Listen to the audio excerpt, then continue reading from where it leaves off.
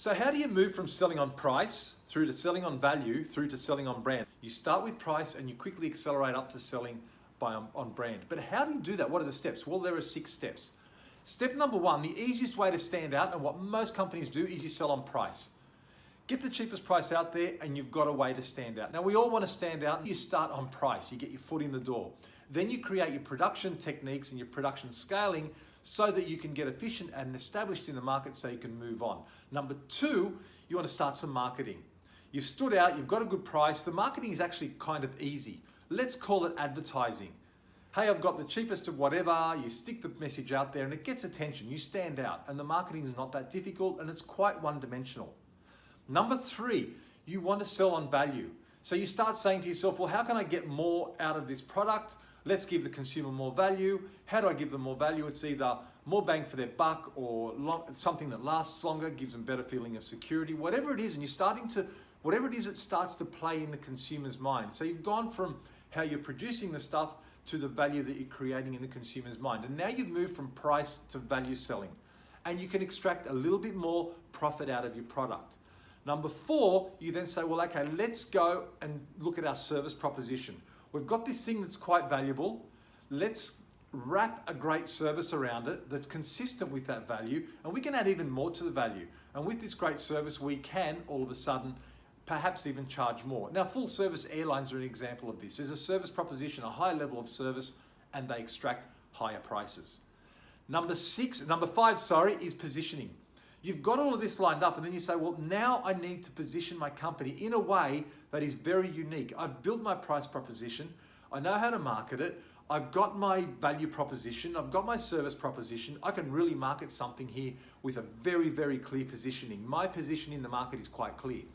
So that's pretty cool. You've got all 5. And then the 6th thing is you say, I need some branding, but the way to do that is you have to build purpose. And what I mean by purpose here, and I spend endless hours talking about purpose, is how the purpose of your company manifests in the company's mind, in the consumer's mind. So this is like where we talked about value, how it's processed by the consumer. Now it's about what does this brand mean to the consumer. So what does it mean to buy a Louis Vuitton bag? What does it mean to buy a Ferrari? What does it mean to stay in a 6-star resort? That meaning comes from your own purpose. You set the purpose, and how the consumer processes that is what it means to them. Once you've got that clear, you can start selling very clearly on brand. So now you've got all the pieces in place. That's a very logical progression, but it's very, very hard to do. And I suggest you flip it the other way around and you start with the purpose. It's going to be a lot easier. So it doesn't matter how big or small your company is. If you start with purpose, you're going to actually have this thing fall out automatically. So let me explain for you. Let's say you spend the time up front getting your purpose clear. Now, you might be a small company and you're scratching around to make money and you think, why do I want to muck around doing this stuff? It doesn't take a lot of work, but once you're clear, you will know what your position is in the market. You will know why you exist, and your customers will know why you exist. And by them understanding that, your brand will start to mean something to them. Now, I've accidentally slipped in there the word positioning, because once you're clear on your purpose, you've got a position in the market. You know what you stand for. You know what you represent. So the most difficult part of your marketing, the positioning, kind of falls out of that purpose. So you've got a position. You say, how am I going to service that proposition? What service do I need to fulfill that positioning?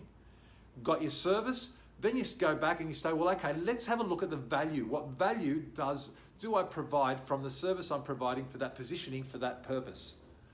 So you go back to your value, and then you go back the step further, you go back to your marketing. And now you can do some real marketing, not just advertising.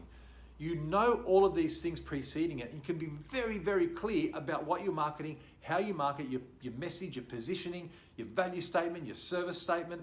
All of that's very clear. Now, by doing that, by default, what's fallen out of the bottom of all of this is standing out. You've all of a sudden stood out in the market. You're different to your competitors, you're different to everyone else, and you will be remembered by your consumers. So I would recommend starting with purpose, not doing that once you've got everything sorted out, and the other things will trickle down and they'll be so much easier for you to do. Again, I'm Stephen DiPietro. Thanks again for tuning in. I really appreciate it, and talk to you again soon. Bye-bye.